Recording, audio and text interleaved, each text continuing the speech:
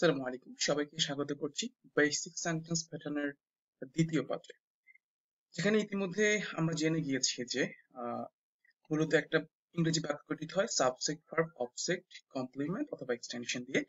আমরা আজকে আলোচনা করব অবজেক্ট নিয়ে, আলোচনা করব ইন ডিটেলস, আলোচনা করব ইনশাআল্লাহ। এরপর থেকে আপনার অবজেক্ট নিয়ে আর কোনো সমস্যা থাকবে না বলে আই ডু বিলিভ। তো প্রথমে জেনে নিই অবজেক্ট কাকে বলে, একটু জেনে নিই। দেখেন, এখানে বলছে যে অবজেক্ট কোন সেন্টেন্সে, কোন একটা সেন্টেন্সে ভার্বটি কি বা কাকে দ্বারা প্রশ্ন, অর্থাৎ দেখেন দুটো বিষয় এখানে। একটা সেন্টেন্সে ভার্বটি কি বা কাকে দ্বারা প্রশ্ন করলে ভার্বের পরে যে অংশ পাওয়া যায়, আই রিপিট দ্য লাইন, ভার্বকে কি বা কাকে দ্বারা প্রশ্ন করলে যে ভার্বের পরে যে অংশ পাওয়া যায় তাকে বলা হয় অবজেক্ট। এখন এখানে দেখেন, যেহেতু কি এবং কাকে দুটো বিষয় আছে, দুটো বিষয় কিন্তু, তাহলে আমরা এটাকে দুই ভাবে হচ্ছে যে আমরা এটাকে এক্সপ্লেইন করতে পারি, কি এবং কাকে। এখন দেখেন, এই কি এবং কাকে যেহেতু আছে, দুটো বিষয় আছে, এই কারণে অবজেক্টকে দুটো ভাগে ভাগ করা হয়েছে, অর্থাৎ অবজেক্ট দুই প্রকার। চলুন দেখি কি কি। ডিরেক্ট অবজেক্ট বা আমরা এটাকে বলতে পারি বস্তুবাচক অবজেক্ট, এবং হচ্ছে ইনডিরেক্ট অবজেক্ট বা হচ্ছে ব্যক্তিবাচক অবজেক্ট। তাহলে আমরা এখান থেকে পাচ্ছি অবজেক্ট দুই প্রকার, ডিরেক্ট এবং হচ্ছে ইনডিরেক্ট। ডিরেক্ট মানে বস্তুবাচক অবজেক্ট, ইনডিরেক্ট মানে ব্যক্তিবাচক বা মানুষ যেটা বোঝায়। তাহলে আমরা একটু এটাকে ইন ডিটেলস জেনে জেনে নিই। প্রথমে জেনে নিই ব্যক্তিবাচক থেকে জেনে নিই। দেখেন, ইনডিরেক্ট অবজেক্ট কাকে বলে বা ব্যক্তিবাচক অবজেক্ট কাকে বলে? কোন সেন্টেন্সকে, কোন সেন্টেন্সে ভার্ব কে কাকে দ্বারা প্রশ্ন করলে, দুঃখিত, কোন একটা সেন্টেন্সে ভার্বকে কাকে দ্বারা প্রশ্ন করলে, আই রিপিট দ্য ওয়ার্ড, ভার্বকে কাকে দ্বারা প্রশ্ন করলে আপনি ভার্বের পরে যে উত্তরটা পাবেন সেটা হচ্ছে ইনডিরেক্ট অবজেক্ট, অর্থাৎ কাকে দিয়ে প্রশ্ন করলে। যেমন আই লাভ হার, আমি আমি তাকে ভালোবাসি, যে ভালোবাসি কাকে, তাকে। আপনার যেহেতু এটা কাকে দিয়ে আমরা উত্তরটা পাচ্ছি, এটা হচ্ছে ইনডিরেক্ট অবজেক্ট এবং ব্যক্তিবাচক হয় কিন্তু, ব্যক্তি হার। আই সেন্ট হার, আমি তাকে পাঠিয়েছিলাম, কাকে পাঠিয়েছিলাম, হার, তাকে। তো আমাদের এটা হচ্ছে ইনডিরেক্ট অবজেক্ট। এরপর ফাহিম কল্ড ফাহিমা, ফাহিম হচ্ছে যে ফাহিমাকে ডেকেছিল, ফাহিম কাকে ডেকেছিল, ওই যে ফাহিমাকে, কাকে, এই যে কাকে দিয়ে উত্তরটা পাচ্ছেন, তাহলে এটা এর মধ্যে হচ্ছে এটা ইনডিরেক্ট অবজেক্ট। এরপর শি ফোনড মি, সে আমাকে ফোন করেছিল, কাকে ফোন করেছিল, আমাকে। এই দেখেন সবগুলো উত্তর কিন্তু আমি কাকে দিয়ে উত্তরটা পাচ্ছি, দ্যাটস ওয়াই এই সবগুলো হচ্ছে আপনার যেহেতু ভার্বের পরে, কিন্তু এটা হবে কি ইনডিরেক্ট অবজেক্ট হবে। অর্থাৎ আমি যদি আবার বলি, ভার্বকে কাকে দ্বারা প্রশ্ন করলে যে উত্তরটা পাবেন সেটা হচ্ছে ইনডিরেক্ট অবজেক্ট। এখন যদি ডিরেক্ট অবজেক্টে আসি, তাহলে দেখেন এটা কি, এটা হচ্ছে ডিরেক্ট মানে বস্তুবাচক অবজেক্ট, অর্থাৎ বস্তু হবে সাধারণত এখানে। তাহলে এর সংজ্ঞাটা আসলে কি হয় দেখেন, কোন একটা সেন্টেন্সে ভার্বকে কি দ্বারা প্রশ্ন করলে, আগে ছিল কাকে, এখন হচ্ছে কি দ্বারা প্রশ্ন করলে, যে কি দ্বারা প্রশ্ন করলে যে উত্তরটা পাওয়া যায় তাকে বলা হয় direct object. I repeat the line, কোন একটা সেন্টেন্সে ভার্বকে কি দ্বারা প্রশ্ন করলে ভার্বের পরে যে অংশ পাওয়া যায় সেটা হচ্ছে ডিরেক্ট অবজেক্ট বা বস্তুবাচক অবজেক্ট হয়। অর্থাৎ কি দ্বারা প্রশ্ন করলে, তাহলে আই সেন্ট আ লেটার, আমি পাঠিয়েছিলাম, কি পাঠিয়েছিলাম, যে আ লেটার, আমি আমি কিন্তু এখানে কি দিয়ে উত্তরটা পাচ্ছি, হি টুক ওয়াটার, সে পানি নিয়েছিল, সে কি নিয়েছিল, এই যে ওয়াটার। তাহলে আমাদের এটা হচ্ছে ডিরেক্ট অবজেক্ট।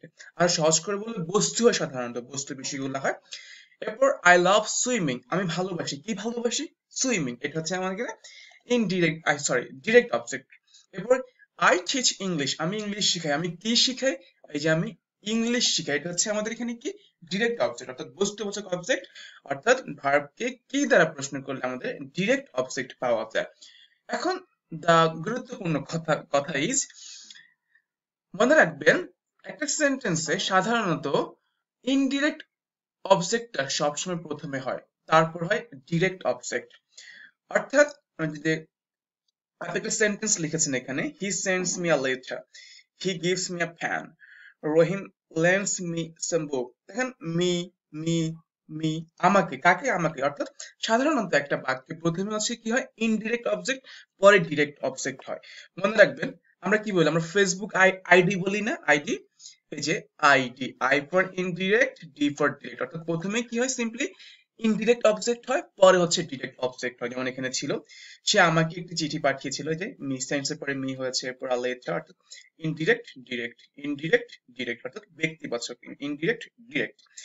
আমাকে, কাকে, কি, কাকে আমাকে কি, আ লেটার, কাকে আমাকে কি, একটি কলম, কাকে আমাকে কি, কিছু কিছু বই, অর্থাৎ সাধারণত একটা বাক্যে ভার্বের পরে হচ্ছে যে প্রধানত ইনডিরেক্ট অবজেক্ট হয়, পরে হচ্ছে ডিরেক্ট অবজেক্ট হয়।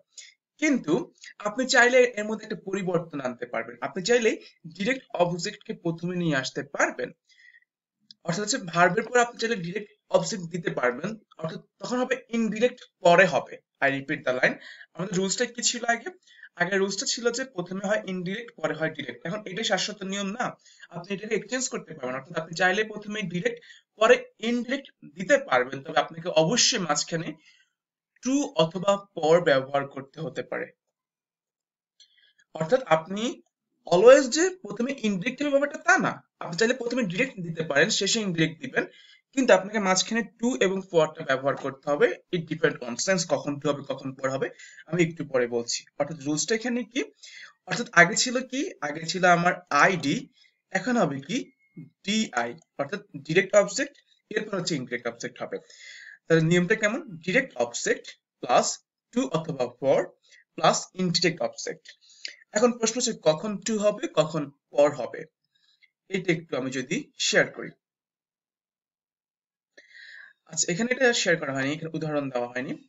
আমি কিছু হচ্ছে যে উদাহরণ দেই, তাহলে আই থিঙ্ক সহজ হবে।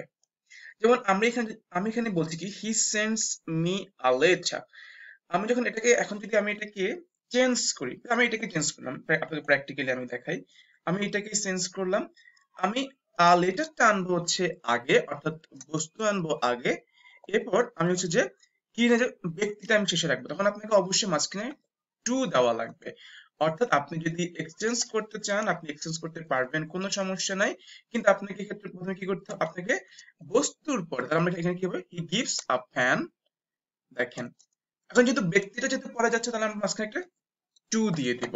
তাহলে আমাদের এটা হচ্ছে যে এটা আপনার সঠিক হবে, ভুল হবে না। কেন? আমরা কি বলেছি, যদি ডিরেক্ট, যদি বস্তুবাচক অবজেক্ট আগে হয় এবং ব্যক্তি পরে হয়, তাহলে মাঝখানে একটা টু বা পর ব্যবহার করা হয়, বা টুটা মেনলি ব্যবহার করা হয়। তাহলে আমরা এখন দেখবো টু কখন ব্যবহার করা হয়, পর কখন ব্যবহার করা হয়। আপনি এখানে দেখছেন যখন কখন to, teach, tell, write, give, promise, lend, offer, send, show, আপনি যখন এই সকল ভার্ব দেখবেন মূলত টু ব্যবহার করা হবে ব্যক্তিবাচক অবজেক্টের, দুঃখিত, বস্তুবাচক অবজেক্টের পরে, অর্থাৎ এরপরে টু ব্যবহার করা হবে। কখন পর? যখন keep, bring, get, find, book, buy, cook থাকবে, তখন হচ্ছে বস্তুবাচক অবজেক্টের পরে পর ব্যবহার করা হয়। তাহলে আমি এখানে বলতে পারি দেন হি ব্রিংস আ লেটার, সে একটা চিঠি নিয়ে এসেছিল, তখন তো টু মি হবে না, তখন হবে ফর মি হবে, আমার জন্য। অর্থাৎ যখন হচ্ছে keep, bring, get, find, book, buy, cook থাকবে, তখন পর হবে। যখন teach, tell, write, give, promise, lend, offer, send, show থাকবে, তখন হচ্ছে যে বস্তুবাচকের পরে টু হবে। So that's all about for the time being. এই ছিল অবজেক্ট নিয়ে আদ্যপ্রান্ত। আই হোপ দ্যাট আপনার হচ্ছে বেসিকটা একদম ক্লিয়ার হয়ে গিয়েছে। আমরা পরবর্তীতে কমপ্লিমেন্ট এবং হচ্ছে যে এক্সটেনশন নিয়ে জানবো। Thank you very much for watching this video. See you in the next video. Till then, stay well, stay happy, and spread this video. Thank you very much. Assalamu alaikum.